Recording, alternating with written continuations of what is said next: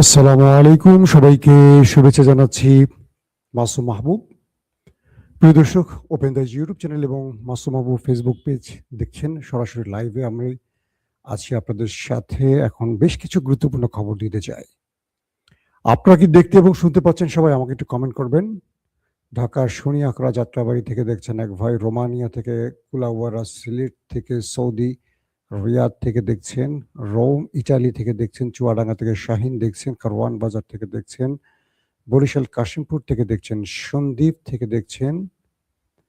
নেতা কাকু কি জীবিত? নেতা কাকু আবারও নিখোঁজ হয়ে গেছে ভাই, তার কোনো হদিস মিলছে না, আবারও পালিয়েছে।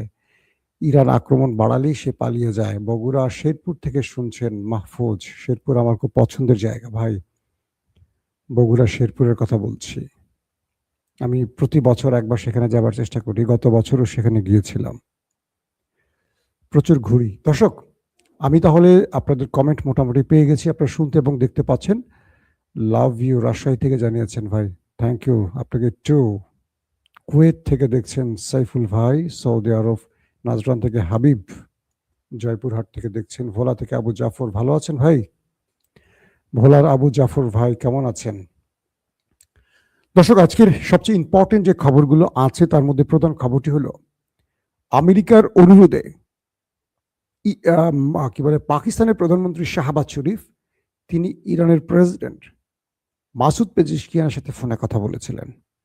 তিনি মিশর এবং পাকিস্তানকে টেনে আনছেন বারবারই, মূলত ইরানের সাথে আলোচনা করতে। অর্থাৎ ডোনাল্ড ট্রাম্প বুঝে গেছেন যে ইরান তাকে চারদিক থেকে যে ধোলাই দিচ্ছে, এটা বন্ধের জন্য মুসলিম উম্মার এ নেতৃত্ব হয়তোবা তাকে বাঁচাতে পারে। তার পথ বন্ধ হয়ে গেছে, কারণ নেতানিয়াহুর ডাকে তিনি যে কাজটা করেছেন, ইরান তাকে আর ধোলাই ছাড়া বিকল্প কোনো পথ খোলা রাখেনি। 2 নম্বর, তিনি ফেস সেভিং এর জন্য অনেক কাজ করছেন। হুতিরা মাঠে নেমে গেছে, দুটো ফ্রন্টে খেলা খেলছে। আজকের প্রথম না দ্বিতীয় লাইভে বলেছিলাম, এক তারা নেতা কাকুর বাড়িতে মিসাইল মেরেছে, তারা বাবুল মান্তাফ বন্ধ করে দিচ্ছে। সবচেয়ে ভয়ঙ্কর যে খবরটি, মার্কিন যুক্তরাষ্ট্রের মিসাইল ভান্ডারে টান পড়ে গেছে এবং আজকে ইরানের পক্ষ থেকে যে দাবিটি করা হয়েছিল 500 মার্কিন সেনাকে ওপারে পাঠিয়েছে, এটির সত্যতা অবশেষে ওয়াল স্ট্রিট জার্নাল, মার্কিন গণমাধ্যম স্বীকার করেছে। তার মানে আজকের দিনটিতে আমরা বলতে পারি যে আমেরিকার জন্য কিয়ামত নেমে গেছে। পাশাপাশি মুসলিম বিশ্বের অন্যতম নেতা রজব তাইয়্যিব এরদোয়ান নেতানিয়াহুকে কি বলেছেন সে বিষয়টিও আমরা আলোচনায় রাখব।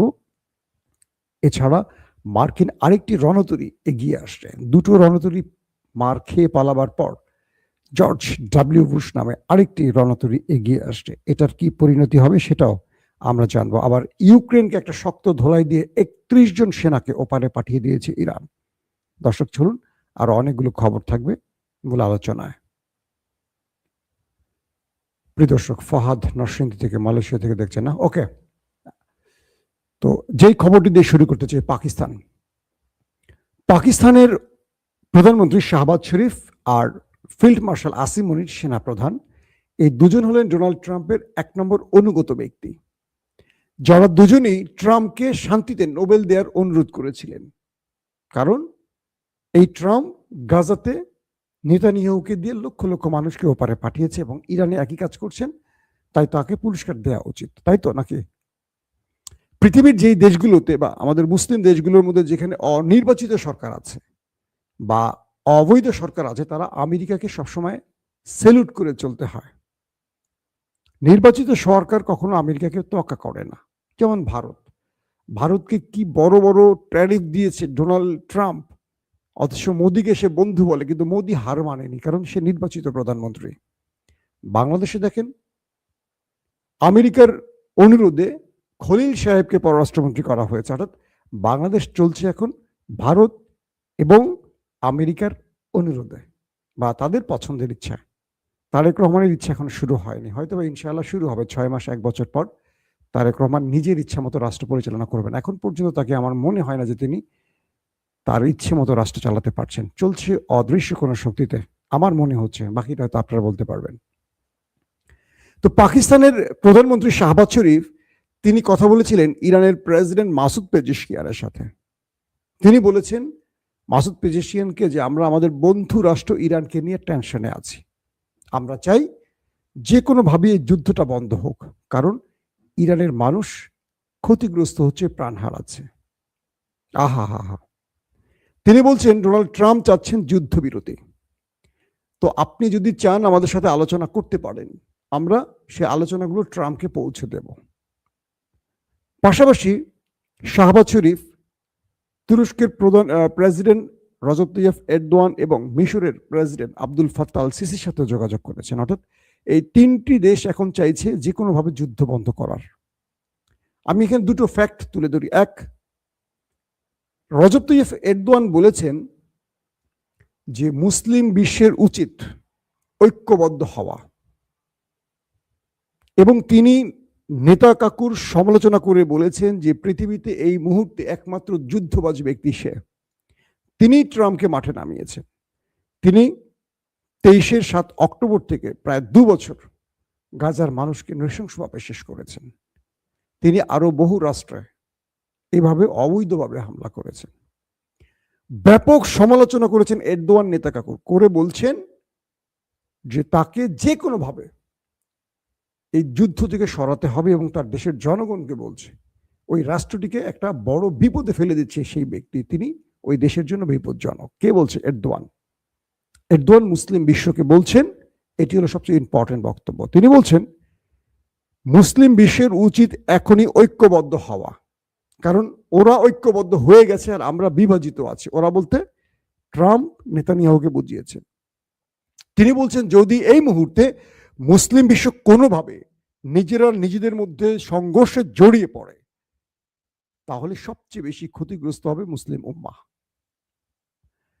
অর্থাৎ তিনি আরবকে ইঙ্গিত করে বলছেন যে ইরান যে কাজটি করছে এই কাজটি তোমরা পারছো না, কিন্তু তোমরা মেনে নাও বা তোমরা নেপথ্যে সমর্থন দাও, কিন্তু তোমরা যদি ওই ড্রামকে সহযোগিতা করে এই যুদ্ধে নেমে পড়ো, তাহলে দিন শেষে ক্ষতিগ্রস্ত হবে মুসলিম রাষ্ট্র এবং মুসলিম জনগণ। মানে এরদোয়ান আরবকে বুঝিয়ে দিলেন তোমাদের কি করণীয়। তোমরা কিন্তু খবরদার ওই দুটো দেশের বুদ্ধিতে যুদ্ধে নেমো না, তাহলে সবচেয়ে বেশি ক্ষতিগ্রস্ত হবে তোমরা, আর লাভবান হবে ওই দেশটি, ইসরায়েল। এরদোয়ানের এই বক্তব্যটি আশা করি মুসলিম বিশ্ব বুঝতে পারার কথা, কারণ তিনি বারবার সতর্ক করছেন আমাদের ঐক্যবদ্ধ থাকতে হবে, আমাদের বিভাজিত হওয়া যাবে না, কোনোভাবে যেন কোনো মুসলিম দেশ ইরানে আক্রমণ না করে এই ব্যাপারে সতর্ক করছেন এরদোয়ান। পাশাপাশি তিনি চেষ্টা করছেন যে কোনোভাবে যুদ্ধটা বন্ধ করার। অর্থাৎ ইরানের সাথেও কথা বলছেন, ডোনাল্ড ট্রাম্পের সাথেও কথা বলছেন। তিনি যাচ্ছেন যে কোনোভাবে হানাহানি বা এই রক্তারক্তি বন্ধ করা যাক, এবং ইরানকে লাভবান করার জন্য তিনি নানান রকম প্যাকেজ ইরানের সাথে শেয়ার করছেন, এমনটি শোনা গেছে।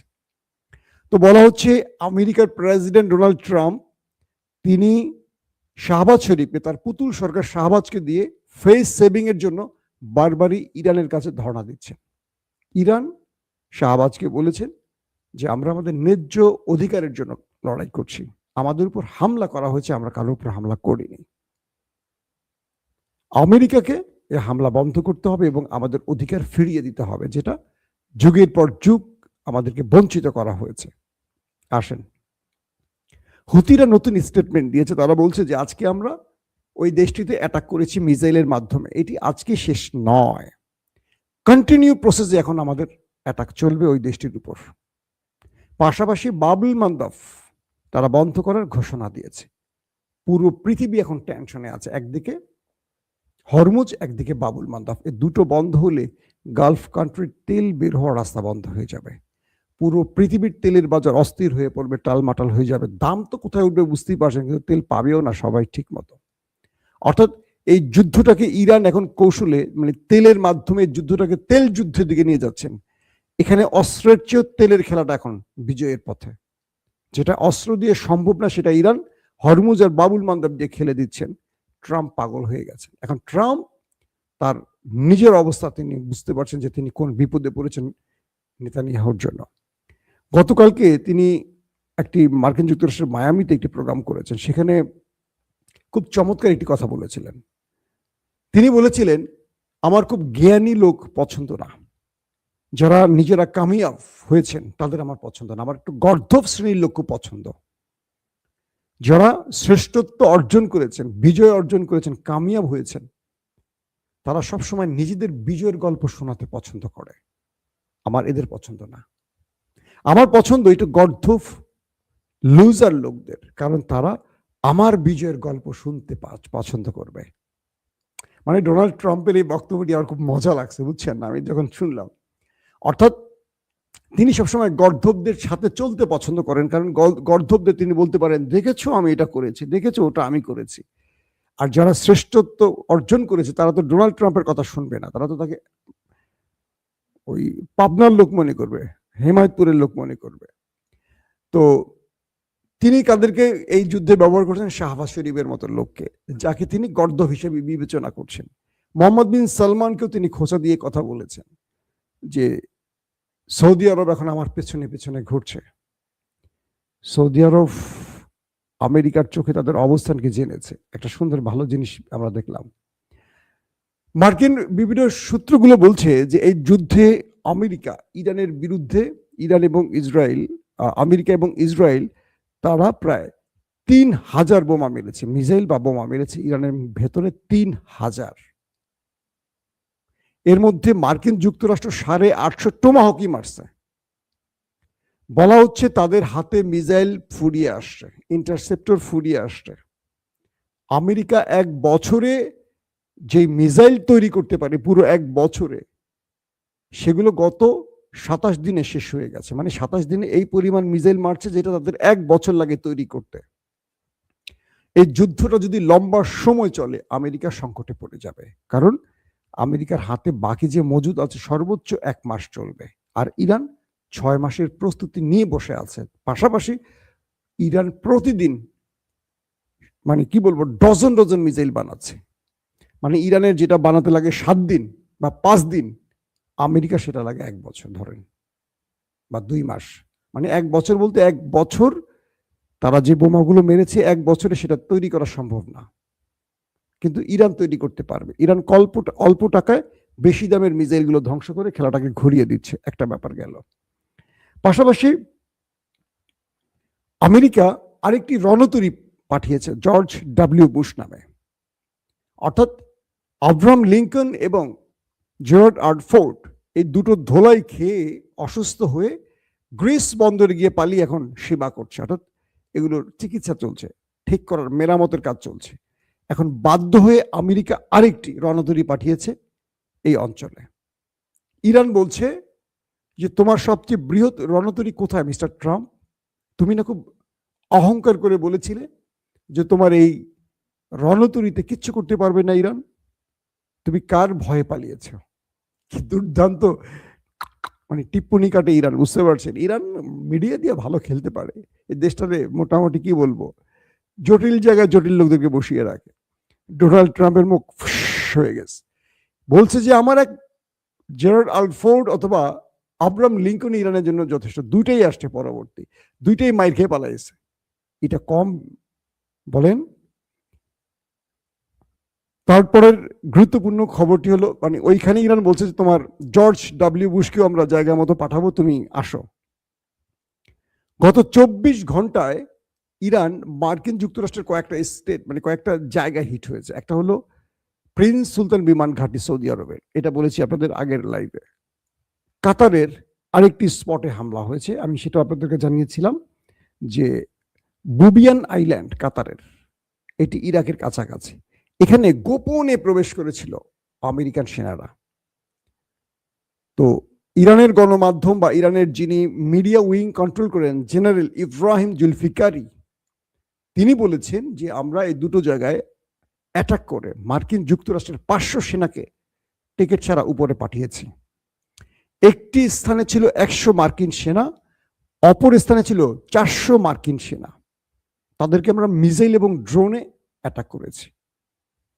তো আমরা ধরে নিয়েছিলাম এই সংবাদটি হতে পারে ভুয়া অথবা একটু অতিরঞ্জিত হতে পারে। যুদ্ধক্ষেত্রে তো অবশ্যই দুই পক্ষ অতিরঞ্জিত বলে, যেমন ওরা বলে ৫০০ মারছে আর ওরা বলে মরেই নাই, দুজনেই সত্য বলে নাই। কিন্তু ওয়ার্ল্ড স্ট্রিট জার্নাল, মার্কিন গণমাধ্যম, বলছে এই সংখ্যাটি সঠিক। এবার আপনি কি বলবেন? মার্কিন গণমাধ্যম ওয়ার্ল্ড স্ট্রিট জার্নাল জানিয়ে দিয়েছে এই ইরানের দাবিটিকে সঠিকভাবে তারা বলছে। তার মানে আমরা এইটুকু বুঝতে পারছি, আমেরিকার উপর আছে কিয়ামত নেমে গেছে ইরানের পক্ষ থেকে। ডোনাল্ড ট্রাম্প এমনি তার গলা শুকিয়ে যায়নি। তিনি এখন কি করবেন?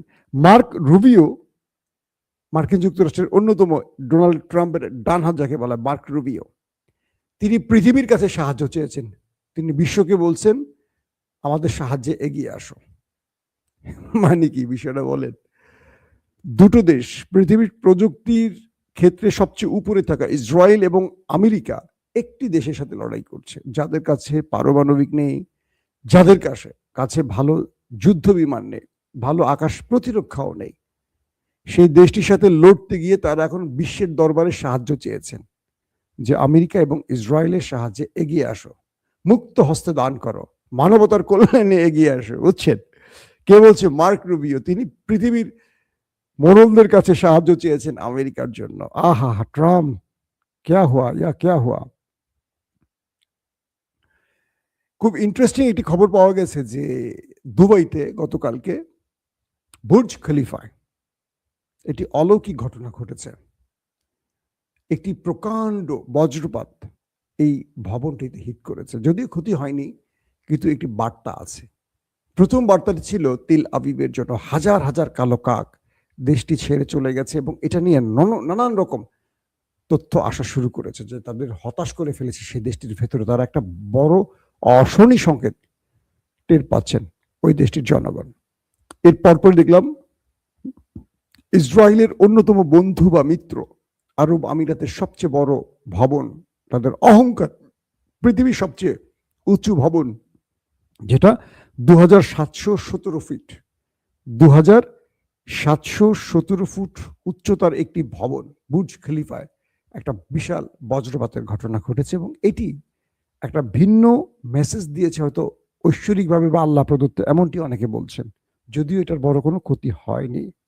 দর্শক, পাশাপাশি ইউক্রেনে একটি ইউক্রেনীয় সেনাবহর যারা এসছিল আরো সৌদি আরব এবং আরব আমিরাতকে ড্রোন বিক্রির ধান্দা করতে, যারা আমেরিকাকে প্রতিরক্ষা ব্যবস্থা দিতে এসেছিল, সেই ইউক্রেনের একটা সেনা অবস্থানে ইরান হিট করে প্রায় 31 জনকে ওপারে পাঠিয়ে দিয়েছে, এমন খবরও আসছে।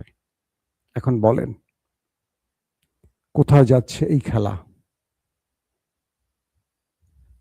কোথায় গিয়ে থামবে এই যুদ্ধ? মার্কিন যুক্তরাষ্ট্র যখন বলছে যে তারা স্থল অভিযান চালাবে, তারপর তারা খার্ড দ্বীপে স্থল অভিযানের জন্য একটি বিশাল টিম পাঠিয়েছে। সেই টিমটাকে প্যাকেট করে ওপারে পাঠিয়ে দিয়েছে ইরান। ইরান বলছে যে শত্রুর জন্য আমরা অনেক বড় বড় সারপ্রাইজ রেখে দিয়েছি, শত্রু আসুক তারা পাবে।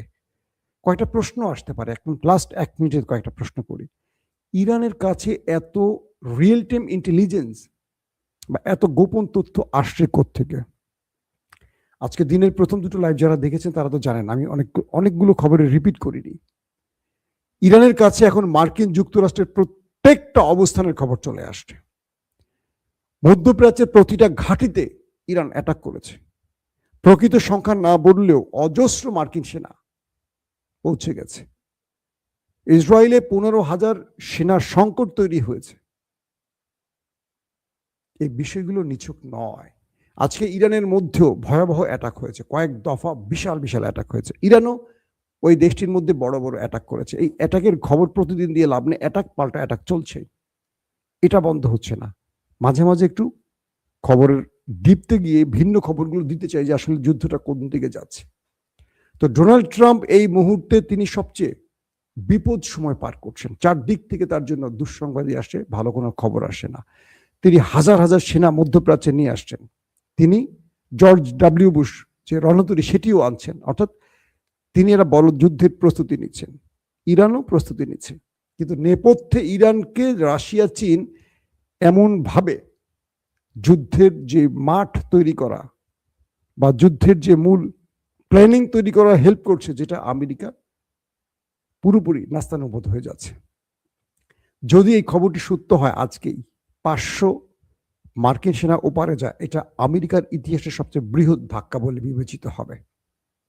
আবার আমেরিকা খার্ড দ্বীপ যদি দখল করতে না পারে, এটা হবে তাদের জন্য সবচেয়ে বড় লজ্জা। আবার খার্ড দ্বীপ যদি দখল করতে যায় আমেরিকা, তাহলে আরব আমিরাতের বিশাল অংশ দখল করে ফেলবে ইরান ঘোষণা দিয়ে ফেলেছে। খেলা কোন লেভেলে চলছে বুঝতে পারছেন দর্শক। আমি লেবাননের অনেকগুলো খবর আছে, যেটা আজকে আমি রাত 8টার খবর আপনাদের দিয়েছি। আপনারা যারা আমার এই লাইভটি দেখেছেন, আজকে এর চেয়ে বড় বড় বিগ বিগ নিউজগুলো কিন্তু 8টার লাইভে আছে। ওই লাইভটা একবার দেখবেন, আমি রিপিট করিনি, সেখানে ডিটেল খবর দিয়েছি। অনেকে বলেন মাসুম ভাই এটা দেন নাই ওটা দেন নাই, আমি কিন্তু প্রতিদিন ধারাবাহিক আপনাদের খবরগুলো দিচ্ছি। চেষ্টা করি একটা খবর একটা খবরের নাম সাথে, কারণ তাহলে ভিডিওগুলো লম্বা হয়ে যাবে।